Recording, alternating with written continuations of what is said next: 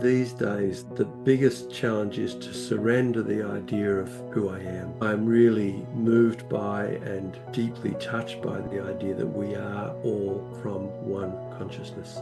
We are part of one awareness. We are not separate, cannot be separate. We are not broken. The only thing that covers unbrokenness is this constant activity of the mind to create some idea about who we are, which some people call the ego. It's really well practiced and widespread, a widespread contagion. I realize that's true. I've had now, I would say, many experiences of that fundamental. The nature of awareness is peace, the silence, the love. That is who we fundamentally are. It's so easy to say all we need to do is give up the idea of defining ourselves using the objects of the world. How good I am at this, how good I look, how much money I've got, or how cool I am. So many ways we do it. The challenge for me is seeing yet another story that's not true.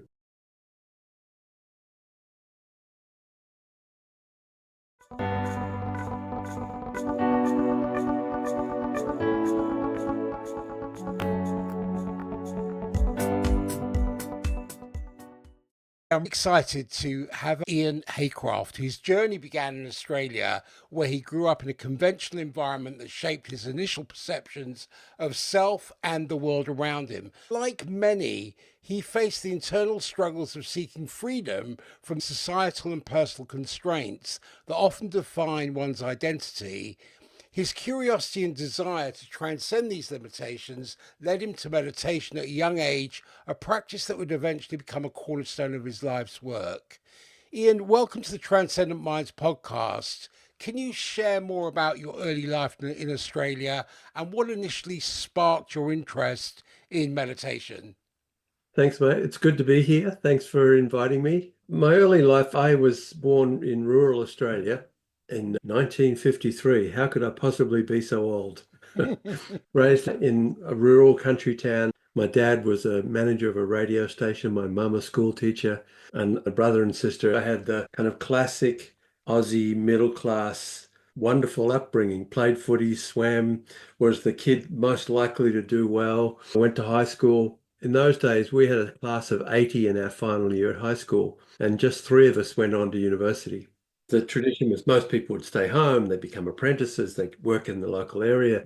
Anyway, three of us went to university. I went to Melbourne University and studied commerce and education and got married at 19. That marriage didn't last too long because we were essentially just kids, right? There was so much we didn't understand. Of course, I thought I understood everything. During that time, the Vietnam War was going on. I was in the draft. And in Australia, it was like a lottery. Your name went into a barrel and you were picked out. And I missed getting drafted, but you can imagine the time. It was really quite a challenging time politically and lots of levels. I was playing footy and all those things.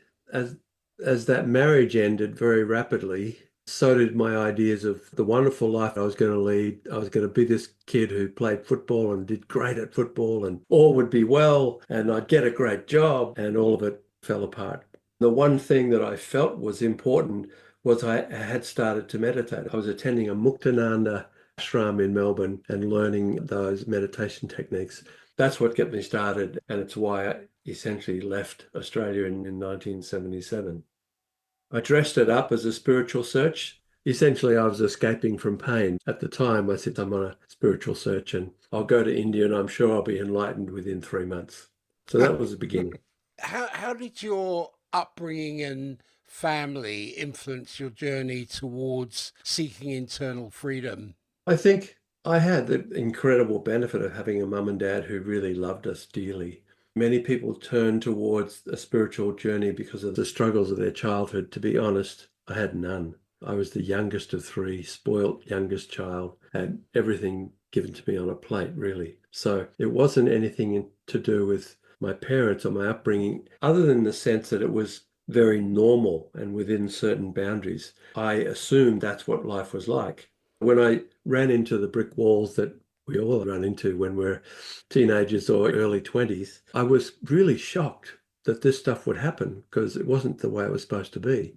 I always felt like love is the most important thing because that's what I experienced, particularly from my mother. My dad was of that generation. He certainly loved us. He was a child of the Depression, was in the Second World War, of that generation that expressing emotions wasn't top of the skill list.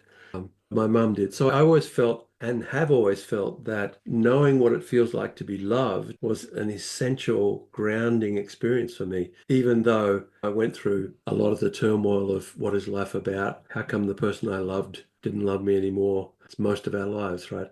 But at the time, it was a shock to me. So it made me go, wow, all those things that I had assumed were normal aren't normal. Were there any challenges that you faced in your early attempts to break free from societal and personal constraints? And if there were, what were some of the challenges?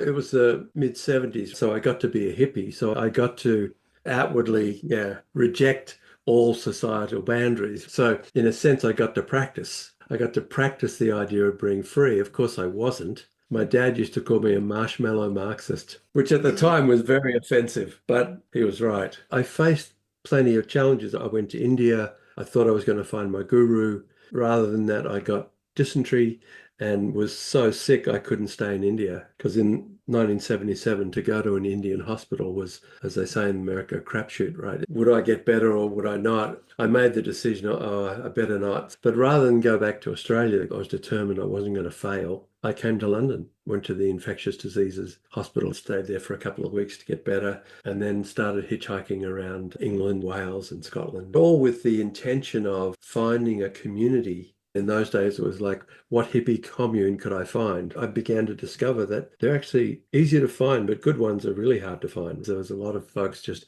hanging out. And I discovered I don't want to just hang out. I felt driven to understand what's true because everything I thought was true doesn't seem to be true. That was the pathway. In retrospect, I feel like I was pushed along by awareness to see what's really going on and who I wasn't. All of my ideas about who I was dropped away, some easily, some not so easily. I went from England and I caught a Freddie Laker. Maybe some older folks listening. That was the early days of Freddie Laker Airlines. So I paid $90 from Glasgow to New York. It was a bring your own lunch flight and went to New York. My plan was to hitchhike across America and visit different spiritual communities, which I did, just three or four of them. Long story short, I met my now wife in America and we've been married for 40 years. And Congratulations. At 23, you had a quest for a deeper understanding. That took you to India in search of a yes, guru. But what yeah, began as a planned 1 year journey turned into a 21-year odyssey of self discovery and spiritual growth across India, Europe, and the US. It yes, seems that this period of your life was marked by profound learning and experiences that shaped your worldview and yes. spiritual practice. What led you initially to make the decision to leave Australia and seek a guru in India? I read a book and discovered not too long after that, oh gosh, his name went right, founder of Apple. Tim Cook? No, We're both having a Steve moment. Jobs. Steve Jobs, Yeah, right? Steve Jobs. So he read, and I had two, probably around about the same time, read Autobiography of a Yogi, Paramahansa Yogananda. Mm. It changed my view of everything. And I thought, okay, this is a different way to look at life. It seemed logical and reasonable, everything he said. When I left Australia, I had two books in my backpack, Autobiography of a Yogi and Ram Dass's Be Here Now. I was really changed by both of those books, by the possibility. It was not anything that I'd ever considered. I was raised a good High Church of England boy. I went to church on Sundays and none of that was ever talked about. Those two people sped me on that journey because I'd been doing yoga sessions and meditation with a local chapter of Muktananda's group in Australia. With that, I got to go to India and I'll go to a Muktananda ashram and I'll see the places that Yogananda saw and the Ram Dass saw, right? That's what got me out of Australia on a journey to look at things differently. I never lost that sense that I could discover something really different about life. And of course, like everybody, that was an up and down process. I got to America, I met my wife, and we began to have a family. I worked mostly in international relief work. That in itself was a great experience. But people often ask me, what's the kind of the deepest spiritual teacher you had? And I have to say, having children. We had six under nine. Of course, I had the pressure of making a living to support these six kids in America. I had to figure out how to feed these kids and take care of them. Obviously, I worked because we had so many kids in a short time. It's just mind-blowingly demanding. But one of the benefits is you got no time to worry about yourself. If you start worrying about yourself, let's know.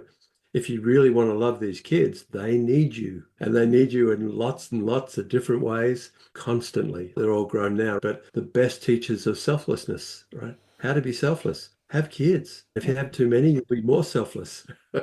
Right? Selfless or die is basically, right? All along that way, I was meditating, I was reading, I was on the search, really. And it's much later that I realized the search is not really what it is. I was for a long time a searcher. Last time we spoke, I think I talked about an experience I had in China, where after being in America for 20 years, I got a job in China. That was 1996. And my wife and I and six small kids went to China, and I was general manager of a vegetable export company. Underlying that, I went to China because I wanted to help. How can I help this country? It was a challenging time, an understatement.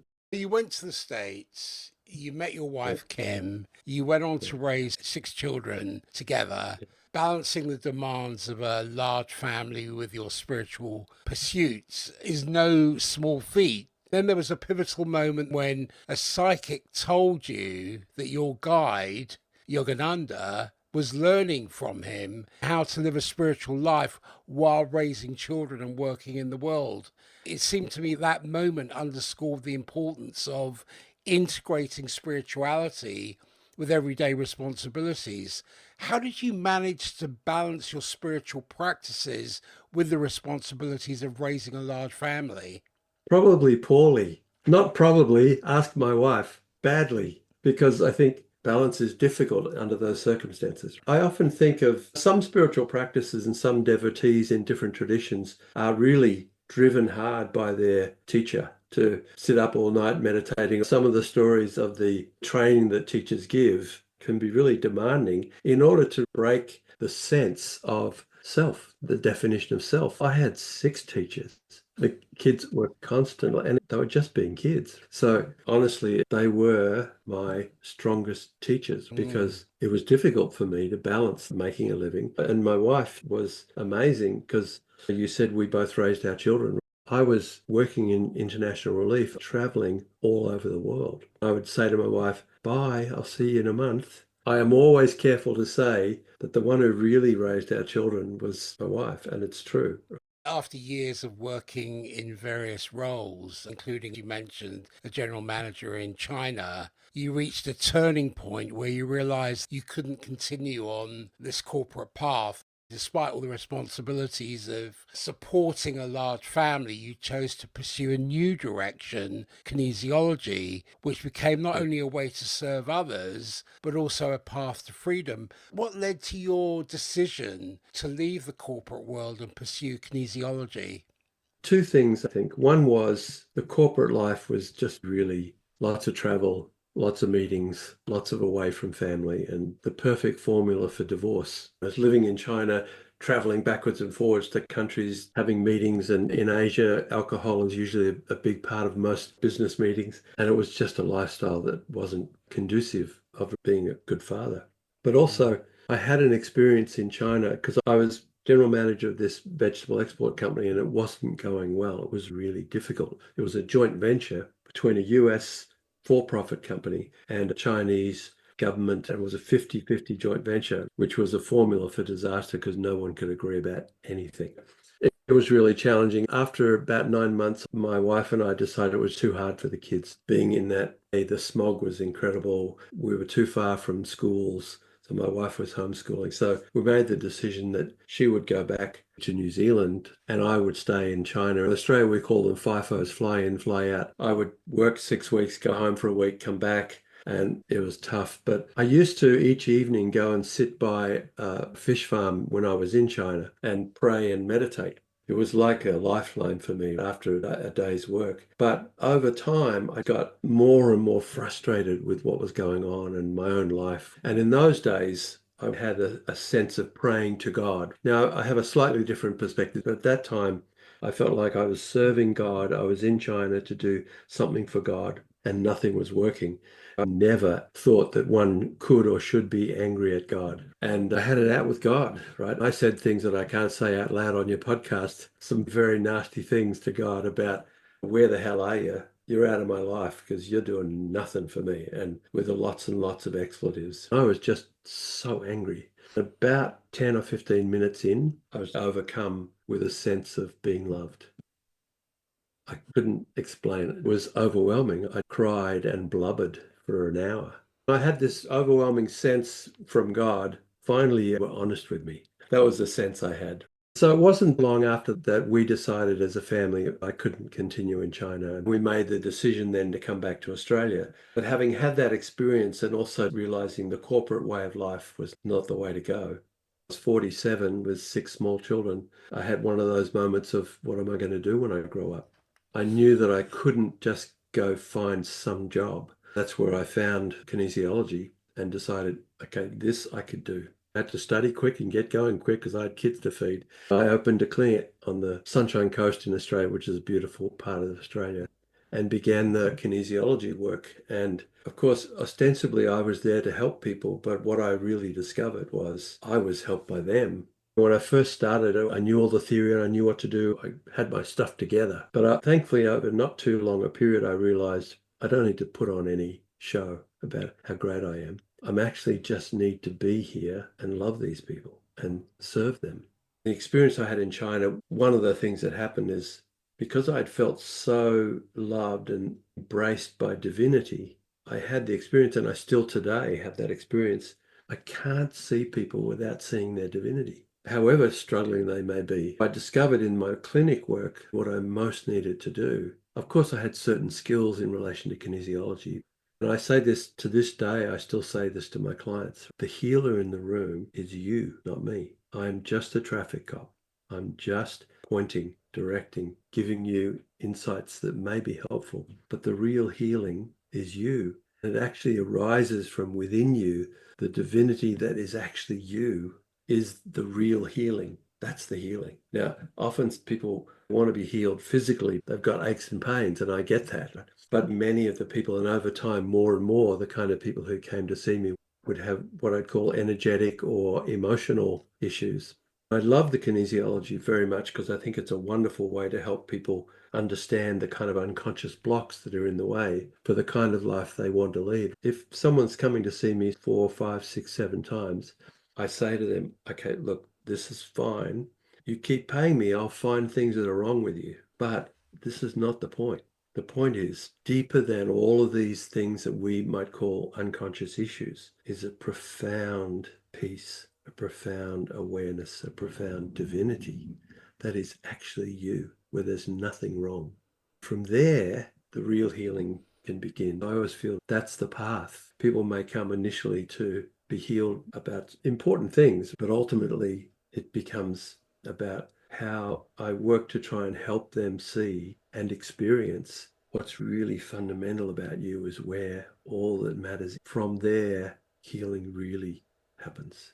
That became a path to freedom for you, I would imagine, both personally and professionally. Yes. Now at 70, you're committed to sharing your wisdom and experiences with others through the Clear Mind Way, aiming to support the awakening of people worldwide. Your work focuses on healing and awakening at both individual and community levels, with the belief that true solutions to the world's challenges will come from the wisdom within each person. What inspired you to create the Clear Mind Way, and what do you hope to achieve with it? Initially, I just created it so I could have a business to do my kinesiology. But as I began to be healed by the people I was supposed to be healing, they became the doorways to heal me. Little by little, it's been over a 25-year period where I've really moved more towards a mentoring relationship. I still do healing work and kinesiology online, but more of my clients these days are business people who I mentor or individuals for self-inquiry, to inquire essentially about who are we, really. And I do that in different ways. Some people want a structured way, so I've got a coursework. Others just want to talk and work it out. That's part of the work. One of the things I did when I came back to Australia is a friend of mine started a new business called Venture Crowd, a financial services crowdfunding business. We raise capital for new businesses with the crowd. This is something that's growing exponentially now. When we first started in Australia, which was 10 years ago, people were going, well, that's just weird. That's just for raising a little money for a CD you want to build. But we've raised 300 million since we started, so it's a bit more than just CDs. I feel that work, particularly as we head into using blockchain technology to work on different ways of fractional ownership for more and more people, that the combination of what I'd call the wisdom within exists in every single person. There is no reason why the economic systems and social systems shouldn't reflect that rather than greed and avarice. I often say, people go, oh, that's so naive. But I say, and I think it's true, ask almost anybody in the world, do you want peace for you and your family? The answer's always yes. Do you want peace for your family, and do you want them to live in a community that is peaceful and safe? There is no person that doesn't want that because it's so intrinsic to us. The fact that we struggle to create it is, of course, important given our history. But I think this is a time when we can bring the wisdom within, which is innate to every single person, and marry that with financial systems that enable more people to have ownership in businesses and activities that can make a difference in the way the world works. I see your journey like a river flowing from mountain heights to a vast ocean. The wisdom travels through the landscapes of your life and other people's lives, which cascades through rapids of transformation. And other times it pulls deeply, gathering in stillness. And many people seek wisdom like someone trying to grasp water. The tighter they clutch, the more it slips away. But those who learn to flow with it find themselves carried by the current. Where in your life are you fighting the current and where are you flowing with it? These days, 7 decades into this round, at least on the planet, I have the blessing to live in a beautiful rural location up a dirt road where nobody comes and don't have a lot of external resistance points. I'm not working in an office and trying to steer a corporation or even run a clinic. So in some ways, I feel like it's cheating because I don't have a lot of the external challenges. But for me these days, the biggest challenge is to surrender the idea of who I am. I'm really moved by and deeply touched by the idea that we are all from one consciousness. We are part of one awareness. We are not separate, cannot be separate. We are not broken. The only thing that covers unbrokenness is this constant activity of the mind to create some idea about who we are, which some people call the ego. It's really well practiced and widespread, a widespread contagion. I realize that's true. I've had now, I would say, many experiences of that fundamental. The nature of awareness is peace, the silence, the love. That is who we fundamentally are. It's so easy to say all we need to do is give up the idea of defining ourselves using the objects of the world. How good I am at this, how good I look, how much money I've got, or how cool I am. So many ways we do it, right? The challenge for me is seeing yet another story that's not true. I feel blessed to have the opportunity to dig for those stories. In the earlier parts of life, those stories just slap you in the face. The story, I'm the good dad. Then your kids will say, Dad, you suck. You're the worst dad in the whole world. And you have to go, okay, so that's not my identity. We keep pinning on ourselves identities. For me, some days more successfully than others, I can go, is that true? Is that really who I am? There's Yeah, something I call it being colorless. Nothing bleeds into it. It doesn't have a particular hue or a color. It's being colorless. That's a journey in itself. So much in the world, in culture, wants you to identify with something, this attachment to something that you can say, I'm an accountant or I'm good at this, which isn't yeah. really the essence of who you are. That might be the personality as distinct from the essence of who you are.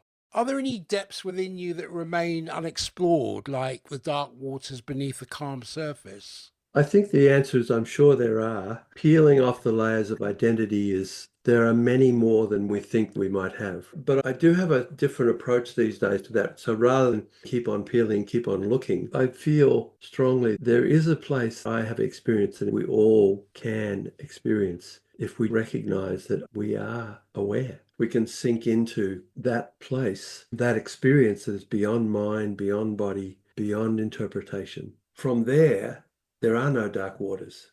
If they are, they're above, not below, from that depth. Honestly, tend to worry less about digging for dark waters than I used to, because I often say to my clients, this is not about fixing every itch and every scratch and everything that's wrong. Otherwise, we'll be here for several hundred lifetimes. It's about actually diving beneath all of that and discovering and abiding in who we really are.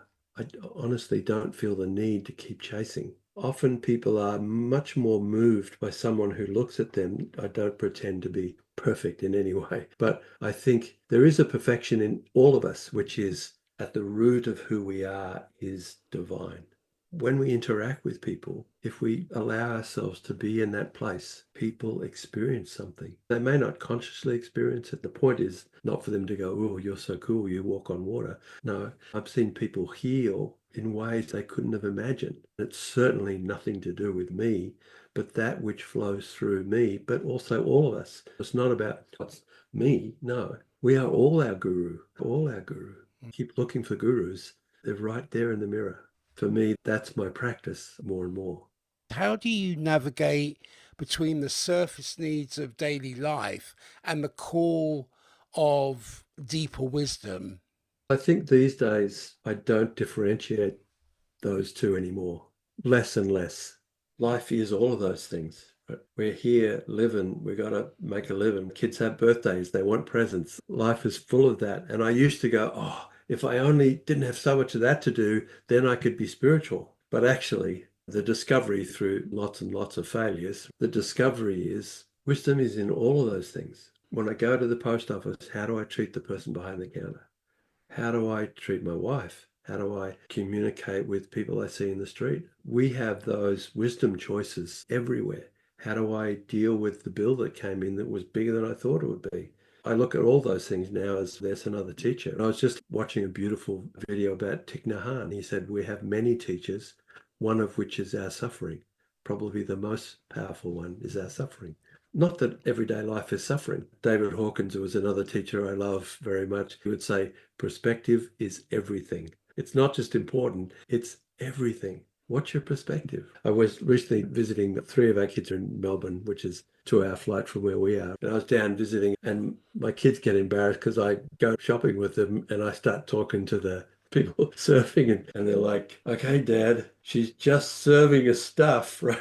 Now, of course, there's some humans, if I look at American politics, that are hard to love, but it doesn't take away the fact that they are from the same consciousness that I'm from. We are the same. We are not separate. Got to figure out a way to embrace them too. I remember speaking to a shaman, and he was talking to me about the wind and the wind's whisper. One of the things I said to him was, it's a strange thing with the wind. It's like gravity. You can't see it, but it's there. It moves invisibly but powerfully through our lives. We can't see it directly, but we witness its effects.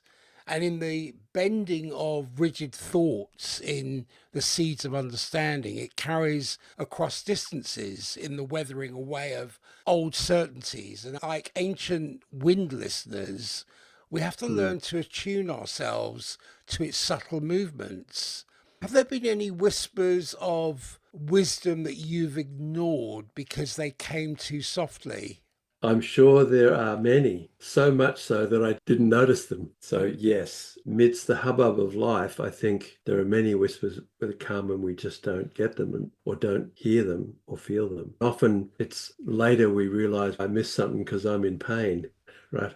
But I think over time, I've got better at allowing the silence for the whispers to be heard. I used to think that meant I need to practice on the cushion every day. But actually, I think over time, it's possible to have the deep silence and be part of the world. What's going on? So that's my experience more and more. Here's an example you'll love, because I was recently in Brisbane, which is about 3 hours from where I live, had a football game with a good friend of mine. It's Aussie rules football. I know the Brits call soccer football, but Australian rules football, which is the game we play in heaven, but we'll talk about that another time. But there were 45,000 people. The stadium was packed, which is not the biggest. We recently had a grand final of 110,000, right? But there were 45. I was there, and I usually don't go to them. Don't like the noise too much. But my friend really wanted to go. So I went to the football. It was a very close game, and it was raucous for 2 hours, just raucous. And I found myself crying. My friend who knows me goes, "Oh, there you go again. You're having one of those moments, aren't you?"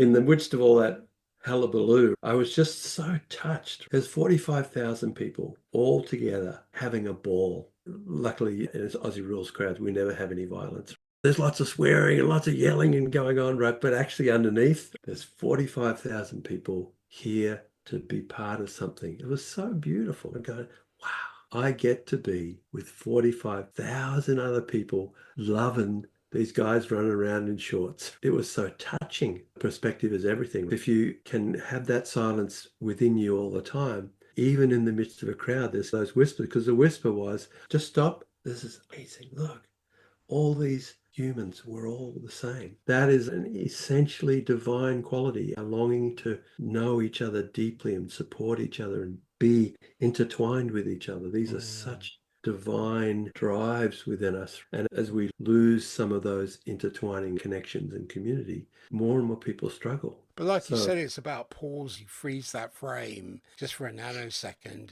You can then distinguish between the passing breeze of temporary insight and the steady wind of true wisdom. But when you connect, that does bring joy. That does bring tears of joy. That does bring a whole different perception about things. Each breath we take connects us to the rhythm of life itself. Just as air flows freely between all living things, wisdom flows between generation, cultures, and individuals. Someone holding their breath, we often try to possess wisdom rather than letting it flow freely through us. True understanding comes when I've learned to breathe with the world, if you will. How does your relationship with wisdom change when you think of it as something that flows through you rather than something that you possess? Wisdom is not something that any of us can possess. We arise from wisdom. We are not the holders of wisdom. We are the consequence of wisdom. As soon as you think you own it, it has to find a more easy place to flow. We are called exactly to what you say, is to allow. So rather than hanging on to some ideology or some belief system, some of those things can be good guidelines, but there comes a point where hanging on to any of those things is just not necessary. What's really necessary is for us to love each other and to experience the incredible importance of that in the way we interact. And little by little, we are beginning to allow the possibility of these things for that to actually exist in places that we thought was not supposed to be there, like business, right? Oh, that love stuff doesn't apply to business. Hence why 85% of people are not engaged with their work. Why? Because people are designed to want to give and receive love. Better make love part of work. Saying it sounds naive, but the reality is straightforward. How do we treat each other? Do I see you when I interact with you? Am I talking to a competitor, a colleague who I've got to do better than, or they're holding me back? That all may be true on some level, but if we allow ourselves to see the sacred essence of every person, then we'll treat them differently. It's so simple, and yet I think if I was to design an HR system for a business, I would say, how do we exhibit sacred divinity with each other, our clients, our investors? How do we do that? Who are they? They are sacredly divine. That's who they are. That is the basis of religion, not institutionalized religion, but the true meaning of religare, to bind, to tie, in the sense of love and understanding, embracing, enacting, and extending love to others, to oneself as a starting point, so that you can become that beacon of transmission for love. One of the key things with mountains is they all point upwards, but they also stand as ancient witnesses to time's passage, and they hold within the stratas or layers countless stories of transformation. True wisdom has both weight and permanence because it stands firm against the winds of fashion and the erosion of doubt. Like the mountain, it changes slowly, deeply, and with profound impact. What are some of the foundations of wisdom besides love that provide stability in your life? I think nature, exactly as you say, when we're able to recognize essentially who we are, then nature is constantly talking to us. It's constantly reminding us of the sacred nature of life. These days, lucky enough to live in a country, I go for a walk down a dirt road. There are eucalyptus trees everywhere. There are kangaroos, all of those parts of nature. And literally just over here, we live, there's a mountain, and Australia has Europeans and Americans would say they're not real mountains because Australia is geologically very old. But there's a mountain called Haystack because it's big and flat. It looks like a haystack, right? And it's incredible. I read about Ramana Maharshi loved his mountain, Arunachala, the mountain, right? Which was really a small hill, but he loved it and felt like it was the hand of God in his life. And I think same, right? Nature, other than love, nature is the beauty of nature, which is an expression of love. But for me, the eyes to see what's around you and other humans are part of nature too. I feel blessed. I can wake up in the morning, and I lived for a long time in big cities where you wake up to noise. I often on Zoom, people go, "Oh, I wish I could live there. Oh, gosh, you're so lucky." And I go, "Yeah, it only took 65 years, but I do feel blessed." It's one of those things where you only see what you teach yourself to see. Locally, I go walk in the community woodlands, and it has this fertile soil which provides the foundation for growth. It reminded me of the fact that we have to cultivate this soil in order for human skills to take root. It also contains the decomposed remnants of past experiences, and it contains the nutrients of learned lessons and the living networks of current understanding. But soil needs constant tending. It's like the turning of reflection, the enrichment of new learning, the careful cultivation of insight. What experiences have you composted into wisdom? A lot of those I composted too late in the sense that I learned in retrospect, if only I had realized. So I think a lot of them I missed, I threw out rather than composted properly. But I think, particularly in the last 10 to 15 years, I helped start a business. It's full of compost and challenges that you think you're not going to get past, and cash flow issues. Am I going to get paid at all this month? All those kind of things. 30 years ago, I couldn't have done it. But in the last 10 or 15 years, I realized just keep going, look for the possibilities, have good people around you. We need a team of people to make things like this work. And that was one of the composting, because some people, they're a bit much compost to be on a team. You know what I mean? Being a kinesiologist opened the door because I could see people give me their struggles. And as I work with them, many times, and I know you've had this experience, many times I'll get an insight about something and say, perhaps you could look at it this way. And I go, wow, that was good. I better remember that. I'm training a few people in my clear mind method. And one of the things I say to them is step one, step two, step 100 is heart of the servant. The only reason you're here is to serve this person. If you do that, what you said before, then wisdom, care, love, healing flows through from wherever it needs to come. And what a blessing. We get the benefit of the wisdom also. I often say to people who say, wow, things have changed for me so much. I'm really grateful. I feel so much better. And I go, me too. Right? It's never just, oh, great wise one, fix me. No, never. It's always things flowing through. So the struggles of others, as they vulnerably let me know about them, I can go, okay, let's do this. How do we figure this out? And there's the composting, right? You get all that stuff and you get to dig it around, work it, add stuff to it, and together something amazing comes. It's a gift to be able to serve. My sense these days is that's our nature. If we get rid of these ideas of who we think we are, all that's left is nothing, which means what else can you do but serve? You don't need anything. Everything you do is a service. And it's the richest place to be. It's the highest principle in the universe is to be of service. Are there any seeds of wisdom you're currently cultivating? I was just doing some writing today. Since I retired from my day job, I have a bit more time and I've been writing on Substack, which is a platform for writers. I find that writing helps formulate things. Oh, okay, I hadn't thought about that. As I write about it, I realize it's good to formulate these things. One of the things I was really struck by today is that thing that you spoke about, which is every part of life is wisdom bound, an expression of wisdom. I really want to see the world change, and I want to see the economic, social, and political systems change. The piece of wisdom I'm working on is the resilience to keep going in that direction. There's such an energy to step away or give up. And if I look at history, those who have made the biggest changes have stepped aside from what they need and just go, we need to make this better. I don't pretend I have all the answers, but I have a renewed sense that with wisdom and the energy of working in the system, people live in a world where economics, social structures, and institutions are important. They're the external expressions of the inner workings of humans. We need to work on the inner workings so our institutions reflect that. Lots of people, including myself, for a long time would go, oh, it's no way, it's too hard. I have a real sense it's not too hard. It's hard, but too hard means giving up. So go hard, then you die. That's okay. Someone else will have learned.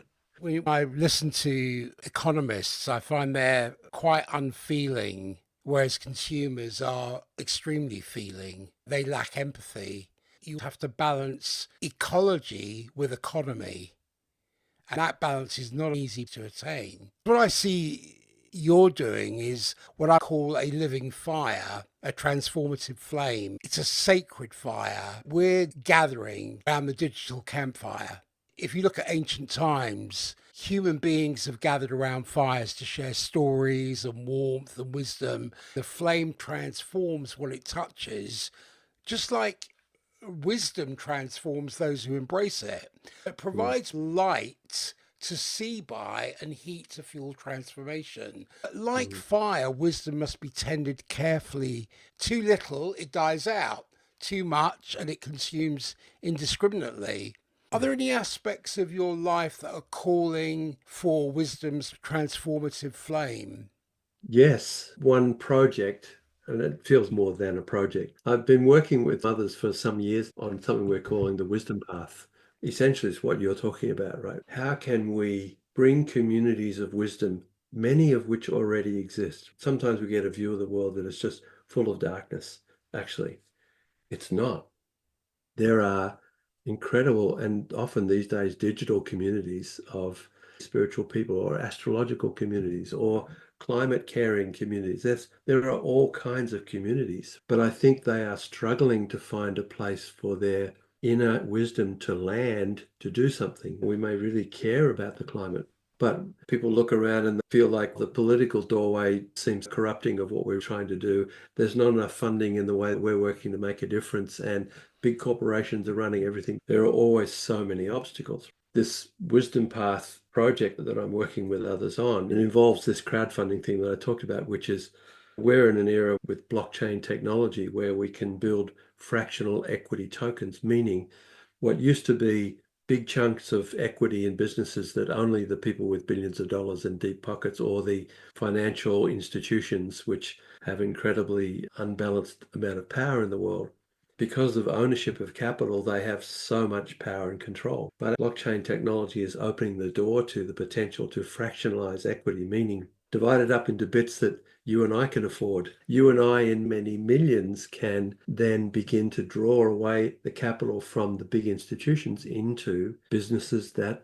are built on fractional equity. This is no longer just an idea for crackpots. It's happening again, the business that I helped start. We've raised $300 million and supported over 100 small businesses to grow. We are at the point of being able to digitally fractionalize that equity so more and more people can buy into a business. I see these communities of astrologers, healers, or climate caring people. We can now say, yes, it's true, the political doors, all that's very difficult. Here is a platform, digital platform, where there are, let's say, climate change. There are these businesses growing up that are working to really address this climate problem.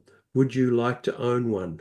Would you like to be together with 10,000 other people support a company that's cleaning the trash out of the Pacific Ocean, for example. Why should that be just funded by and the benefits for big institutions?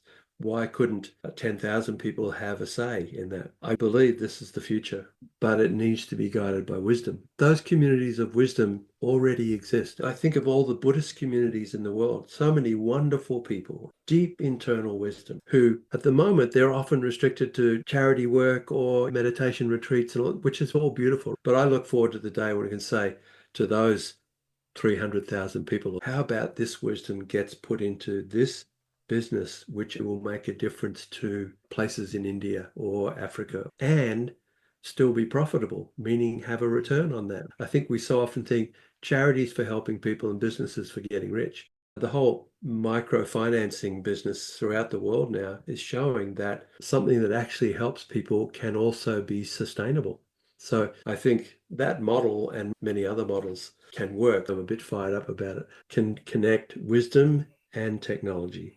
Yep. Absolutely. You're talking about the transition into the Aquarian age, whereby all these structures that we've had for many years are now starting to crumble. The ways and means of conducting commerce, conducting the way we interact with each other is now changing. You're part of the alchemist's art because you're turning base metals into gold. Even if you look at fire, the ancient alchemists understood fire as the great transformer because it would turn base materials into gold. I think similarly, wisdom transforms our raw experiences into golden understanding, but it requires the heat of attention, the flame of insight, and it needs the steady burning of practice. Through this inner alchemy, we transform not only our understanding, but our very being. No longer people become prisoners of the past, but they become pioneers of the future, which is what you're doing. You're saying, look, here's the baton. I'm going to pass that on, like in a relay race. They Yeah. can take that forward and they can pass that on for those yet to come. Yeah, I think it's true. And I'm often moved by Martin Luther King's words when he said that the arc of history tends towards justice. And I just think it's true. But sometimes we feel so burdened by the pain of the present, we don't see the arc of history moving. The more we're open, the more we can actually feel the arc of history moving in a direction that will bring peace. And the arc of history is long. I may or may not be around, but that's way less important than it used to be because life itself doesn't end. Whatever the next form is, we'll see. It's legacy. How do you maintain the heat of transformation when facing resistance? I've got better at choosing the people to work with. We're not meant to do it alone. We cannot maintain our resilience alone. We are meant to be in community. I've got a bit better at deciding who I can do it with, and I don't pretend that I can do it alone. In fact, I'm 100% certain I can't, I won't, and I would only balls it up. It's also part of a living synthesis because life requires all of the elements in balance. Living wisdom emerges from the integration of all the elements, such as flowing water and moving air and stable earth and transforming fire. We have to learn to flow like water while remaining grounded like earth and to breathe like air, but while transforming like fire. Because in the dance of elements, we find the fullness of wisdom. That's important in terms of integrating those elemental aspects of wisdom into our life. What practices help you maintain harmony among wisdom's different expressions? I have a practice of walking, which is very important for me these days. Mm. And I wouldn't pretend I'm a Thich Nhat Hanh meditator walker. I just like to walk. I find that it opens inner doors for me. If I get despondent or de-energized, I'm careful not to watch too much news because it tends to do that. I go for a walk and try to interact with people. It sounds naive and silly, but I often say, even in business, if I feel frustrated or angry or whatever, I have a simple refrain. I pause and I go, if you love this person, what would you say or do? For me, so simple, so true. And the key is in the pause. That's what we naturally do with our children. Sometimes we don't pause and we let fly and then we get to apologize. But as we get practice in parenting, you realize, I mean, we used to give our kids time out, right? The discipline was time out. It was for us, not them. I would say to them, okay, you need to go to your room, time out, and we'll talk soon. They used to think it was a punishment. What I didn't say was, I'm doing this for me because I'm about to say or do things that I'm going to regret, and I love you. If I loved you, and I do, what would I say? Why can't we do that to everybody? I think everybody deserves that. And if we did that, it'd be a different world. In terms of connection, Ian, how do you see the connection between individual awakening and solving global challenges? I think awakening is catching on, and there are growing communities of awakened people. It has all kinds of levels, but in some ways, the levels aren't that important anymore. There are communities everywhere, and they're looking for a place to plant their wisdom. They're doing it in their families, local communities, but I think often people feel kind of gun shy about taking on the world. It's why I'm very inspired about our wisdom path work and this fractional equity thing, because it may provide a practical, sustainable, tangible way to be involved with things that have economic viability and by extension change social patterns and eventually political systems, because political systems are currently greatly influenced by the power of capital. But over time, and I think it'll happen much quicker than people imagine, as the power of capital gets redistributed amongst many people, and not by some government decision. This is not socialism. This is about a system which divides up ownership of actual businesses in ways that everyday people can become part of it and be decision makers. Over time, these institutions actually will go, join them or crumble. They will begin to go, okay, we want to come and take that business, and the business will say, no, you're welcome, but you can't bring in $5 billion into it because we've got 10,000 other people and you're not going to dominate them. So over time, it will begin to change. Individual awakening is coming. That doesn't mean we just have to wait for it. We need to do things. But I think more and more people are doing things. The media does a disservice because they often just pick on all the breakdown and disaster and all the hatred and division. But actually, in the midst of it, there are people who are longing for and doing beautiful things in communities. And if they get the opportunity to raise what they're doing in the communities to state and then national and worldwide level, then they will go for it. They'll go for it. I feel the energy of history is in that direction. I agree. For someone starting their journey towards healing and awakening, what counsel or advice would you give to someone? This is not mine, so I pretend it's my great counsel, but people just need to ask themselves, am I aware? People just pause for a moment, they'll realize the answer is yes. Where they searched for the answer was somewhere just beneath the mind. It wasn't in the mind. There's a source of awareness that whispers to us when we ask that question. I often say to people, just pause just a sec. Are you aware? Rupert Spira, who's someone I really like, says, stop looking for the fireworks for enlightenment. Awareness is just like a warm cup of tea. It's who you are. You are the one who is aware. And if you pause just a bit, you realize, wow, that's true. I am not my emotions. I am not my mind. I am not the sum of my experiences. I am the one who's aware of all that. Sitting with that inevitably leads you to the recognition that I am part of the I am. If you ask God, what's your name? God says, I am. Same with us. So it's not kosher to say I am God. It's more kosher to go, I am of the same awareness. And sometimes that is a hard step for people to take. Sometimes it feels the mind gets in the way, and that's okay.